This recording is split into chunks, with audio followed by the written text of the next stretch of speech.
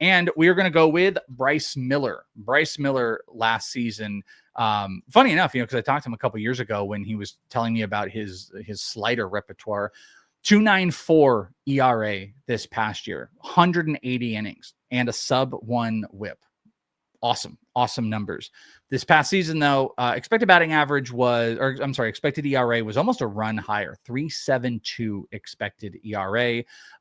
There's some hard hit stuff in his game still. He did increase his strikeouts a tiny bit, 24.4%, but his walks also went up to 6.4%.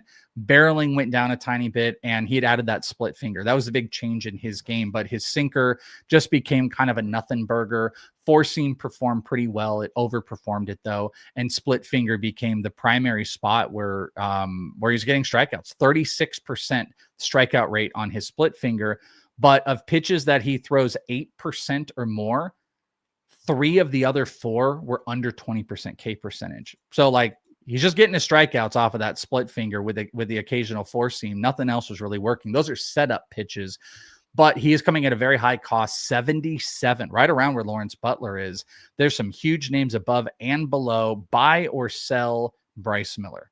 Yeah, I'm gonna sell Bryce Miller, and I actually kind of like him. I just can't believe the cost is as much as it is for him. I mean, I know he had a great year, but he has huge home road splits. I think a lot of these other guys, Nola, Peralta, Castillo, that are going after him all have a better track record than him. Maybe they are a little bit up and down, but I don't know. I just think that I like Bryce Miller, but I hate this cost. I think he should be going closer to pick 100 than where he's going right now. And he did get better in the second half.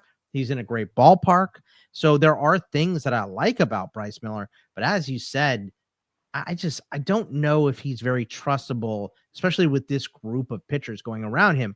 I would like to take Bryce Miller, but I'd like to take him about 20 to 30 picks later than where he's going. And it doesn't seem like I'm going to be able to do that. So in terms of this cost, I am going to sell him. Yeah, I'm going to join you on the sell. I think a lot of these pitchers that don't come at high strikeout rates and, like here's a positive: innings. Eats a lot of innings. It's a great ballpark that's going to support him. But he's one of those guys, kind of like Aaron Nola, which I don't like Aaron Nola a ton, but I know some people do, that there's just not a lot else that's floating out there. So if there's like extreme splits and lack of run support, those are like warning signs. And those are exactly two things that he's got. That offense was pretty putrid last year, and they've done nothing to help. I mean, obviously Randy Arozarena is fun, and they brought Victor Robles in, but they still have nothing else in the power department, batting average department. Also, he had extreme home road splits, 1.96 home ERA, 4.07 road ERA. That's rough. 15 homers on the road to only 6 at home. So there's a version of like Colorado that's going on in there. Do I believe that he's going to up his K percentage? I kind of don't. I know Logan Gilbert was able to do that. We didn't see that with Kirby. There's kind of a hive mind that goes on. All those guys were like, we throw everybody but Brian Wu. Remember, Wu told me he's not in the splitter mafia. The rest, like, we all throw split fingers now. But you get a lot of these guys that sacrifice strikeouts. Luis Castillo strikeouts down, Kirby strikeouts down. I just think Bryce Miller he's in the solid average pitcher range. It's like range. So I'm like 3.3 ERA, maybe 3.5, anywhere from 3 to 3.5. I think the strikeouts are okay. He's going to pick up some wins, but I don't love the run support, and there might be some liability that's on the road. So I just don't love like if he had like a 28% K percentage and he could kind of make up for that on the road, that's kind of what Dylan Cease does sometimes. I'd feel better about that. He is a tinkerer. It was the year he told me, it's like, I now throw the gyro and the sweeper. And then this year he added the split finger. God knows what the new thing is going to be. But I think sometimes that all comes at the expense of trying to follow the game, and it doesn't equate to like, big counting stat stuff. So I'm just a sell. I'm a sell on the cost. It's also a really big cost. The players, I don't know if you mentioned them, the guy's just ahead, no brainer, but here's some pitchers that are going right after him. Luis Castillo, his teammate, Ober, Nola, Hunter Green, Bybee, Peralta. There's something to be said about lower ERAs with eating innings that are very positive, but there's also some guys in there that are some big strikeout options. Like I think Like, I'm comfortable with Castillo at a cheaper cost. I think Hunter Green put up a phenomenal year with big strikeouts. Freddie Peralta is a little weird, but big strikeouts. So I am going to go into the sell department of Bryce Miller. You are going in the sell department. Yes. So we are both selling the breakouts of Bryce Miller. Next up in the hitting world, this is a very fun one. Big power, but there's still some big strikeout issues that might be out there. Mark Vientos broke out in 2024 with 27 homers. He hit 266, elite barrel rates, great hard hit rates, horrifically bad strikeout rates, 29.7.